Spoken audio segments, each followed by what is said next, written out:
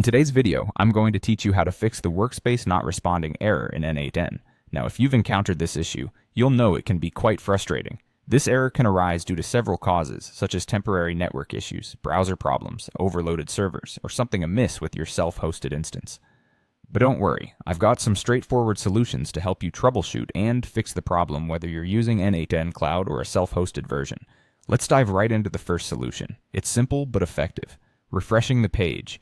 If you see the Workspace not responding message, click the reload button on your browser. Alternatively, you can perform a hard refresh to make sure you get the latest files. For those on Windows or Linux systems, press Ctrl and F5 together. If you're on a Mac OS, use CMD, Shift, and R simultaneously.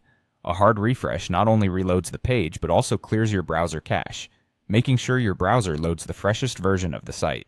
This can often clear up any temporary glitches quickly. Sometimes the problem isn't with the page itself, but with your internet connection.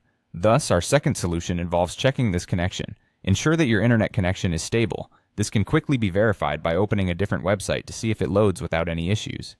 A stable internet connection is crucial for optimal functioning of n8n, so any interruptions in connectivity might be causing the Workspace error. If the problem persists even after checking your connection and reloading the page, the next step is to sign out of your n8n account. This leads us to our third solution. Signing out and back in can resolve any expired session or authentication issues you might be experiencing. First, log out of n8n, then completely close your browser. Once you've done that, open your browser again and sign back into your n8n account.